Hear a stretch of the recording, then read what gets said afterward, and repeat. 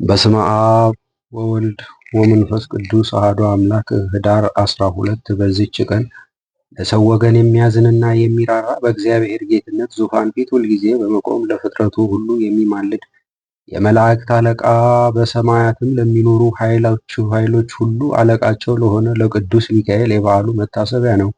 ይህም በንጉሥ ጭፍራ አምሳል በታላቅ ክብር ሆኖ የነዌ ልጅ ኢያሱ ያየው ነው። ከእኛ ሰዎች ወገን ነህን? ወይስ ከጠላቶቻችን ወገን ነህ? አለው። እኔስ የእግዚአብሔር ሰራዊት አለቃ ነኝ፣ አሁንም ወደ አንተ መጥቻለሁ አለው። ኢያሱም ወደ ምድር በግንባሩ ተደፍቶ ሰገደለትና በእኔ በባሪያ ዘንድ ምን አቁሞሃል? አለው። የእግዚአብሔር የሰራዊቱም አለቃ ቅዱስ ሚካኤል ኢያሱን የቆምክባት ምድር የከበረች ቦታ ናትና ጫማን ከእግርህ አውልቅ አለው። ኢያሱም እንዳለው አደረገ። እግዚአብሔርም ኢያሱን እንዲህ አለው፣ በውስጧ ያለውን ንጉሷን ከኃያላኑና ከአርበኞቹ ጋር በእጃችሁ ኢያሪኮን እነሆ አስገባታለሁ።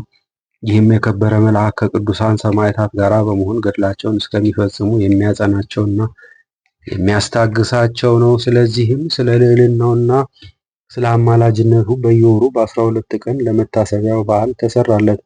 እርሱ ስለ እኛ የምድሩን ፍሬ ይባርክልን ዘንድ ዝናሙንም በጊዜው እንዲያወርድልን፣ የወንዙንም ውሃ እንዲመላልን፣ ነፋሱንም የምሕረት ነፋስ እንዲያደርግልን፣ ሁሉንም የተስተካከለ እንዲያደርግልን ወደ እግዚአብሔር በጸሎት ይማልድልናልና።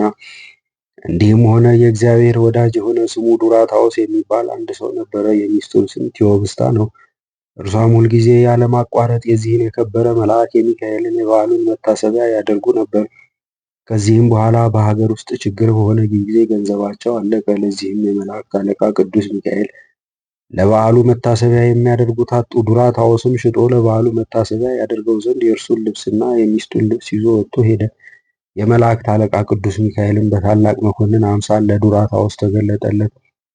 ወደ ባለ በጎች ሂዶ በእርሱ ዋስትና በ1 ዲናር 1 በግ እንዲወስድ፣ ሁለተኛም ወደ አሳ አጥማጅ ሂዶ 1 አሳ እንዲወስድ፣ ግን መልአኩ ወደ ቤቱ ሳይደርስ የአሳውን ሆድ እንዳይቀድ ወደ ባለ ስንዴም እንዲሄድና የሚሻውን እንዲሁ በእርሱ ዋስትና እንዲወስድ አዘዘው።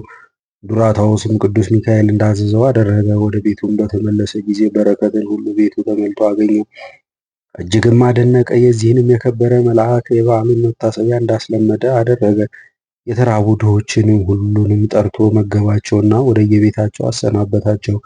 ከዚህም በኋላ ለዱራታዎስና ለሚስቱ ቅዱስ ሚካኤል ሁለተኛ ተገለጠላቸው። ዱራታዎስንም የአሳውን ሆድ እንዲሰነጥቅ አዘዘው። በሰነጠቀውም ጊዜ 300 የወርቅ ዲናር በአሳው ሆድ ተገኘ።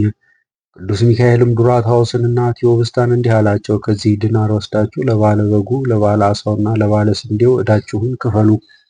የቀረውም ለፍላጎታችሁ ይሁናችሁ። እግዚአብሔር አስቧችኋልና በጎ ስራችሁን፣ መስዋዕታችሁንና ምጽዋታችሁን አስቦ በዚህ ዓለም አሳመረላችሁ። በኋለኛውም መንግሥተ ሰማያትን አዘጋጅቶላችኋል። እነርሱም ሲሰሙ ስለዚህ ነገር ደነገጡ። እርሱም ከመከራችሁ ሁሉ ያዳንኳችሁ የመላእክት አለቃ እኔ ቅዱስ ሚካኤል ነኝ። መስዋዕታችሁንና ምጽዋታችሁን ወደ እግዚአብሔር ፊት ያሳረፍኩ እኔ ነኝ። አሁንም በዚህ ዓለም ከበጎ ነገር እንድታጡ አላደርጋችሁም አላቸው። ይህንም ብሎ ወደ ሰማያት ወጣ። እነርሱም ሰገዱለት። ተአምራቱም የማይቆጠር ብዙ ነው። ለእግዚአብሔርም ምስጋና ይሁን። እኛንም በዚህ በከበረ መልአክ ጸሎትና አማላጅነት ይማረን ለዘላለሙ አሜን። በዚህችም ዕለት የመጥምቁ ዮሐንስ ራስ በደብረ ማህው የታየችበት ነው። በረከቱም ከኛ ጋር ትኑር ለዘላለሙ አሜን። በዚህችም ቀን የኢትዮጵያ ንጉሥ የጻድቁ በዕደ ማርያም የዕረፍቱ መታሰቢያ ነው። በዚህችም ቀን ለአባቶች ሊቃነ ጳጳሳት 63ኛ የሆነ የእስክንድሪያ አገር ሊቀ ጳጳሳት ቅዱስ አባት ፊላታዎስ አረፈ። በሹመቱ ወራትም የኢትዮጵያ ንጉሥ ወደ ኖባ ንጉሥ ወደ ጊዮርጊስ እንዲህ ብሎ የመልእክት ደብዳቤ ጻፈ። ወንድሜ ሆይ ከሊቀ ጳጳሳት ቆዝሞስ ጊዜ ጀምሮ ለረጅም ጊዜ ጳጳስ ስለሌለን እኛ በታላቅ ችግር ውስጥ እንዳለን እወቅ። ይህም የሆነው ተንኮለኛው ሚናስ በተንኮልና በሐሰት ነገር የከበረ ጳጳሳችን ጴጥሮስን ከሹመቱ ወንበር እንዲሰደድ ስላደረገው ነው። ስለዚህ 5 ሊቃነ ጳጳሳት እስቲያልፉ ለሀገራችን ጳጳስ አልተላከልንም። አሁንም ስለ እግዚአብሔር ብለህ ስለ ቀናች ሃይማኖትም በድካም ከኛ ጋር አንድ በመሆን ስለኛ ወደ ግብፅ ሊቀ ጳጳሳት ወደ ቅዱስ ፊላታዎስ ጳጳስ ይልክልን ዘንድ ከራስህ ደብዳቤ እንድትጽፍለት እለምንሃለሁ የሚል ነበረ። በዚያንም ጊዜ የኖባ ንጉሥ ጊዮርጊስ ለኢትዮጵያ ሀገር ጳጳስን ይሾምላቸው ዘንድ የልመና ደብዳቤ ወደ አባ ፊላታዎስ ጻፈ። ይህ ቅዱስ ፊላታዎስም ልመናውን ተቀብሎ ከአስቄጥስ ገዳም ስሙ ዳንኤል የሚባል አንድ ጻድቅ መነኮስ አስመጣ። እርሱን ጵጵስና ሹሞ ወደ ኢትዮጵያ ሀገር ላከው። ወደ እነሱም በደረሰ ጊዜ የኢትዮጵያ ሰዎች በታላቅ ደስታ ተቀበሉት። በዚህም አባት ፊላታዎስ ዘመን ብዙ ተአምራት ተገልጠዋል። በሰላምም አረፈ። ለእግዚአብሔር ምስጋና ይሁን። እኛንም በዚህ አባት ፊላታዎስ ጸሎት ይማረን፣ በረከቱም ከእኛ ጋር ትኑር ለዘላለሙ አሜን።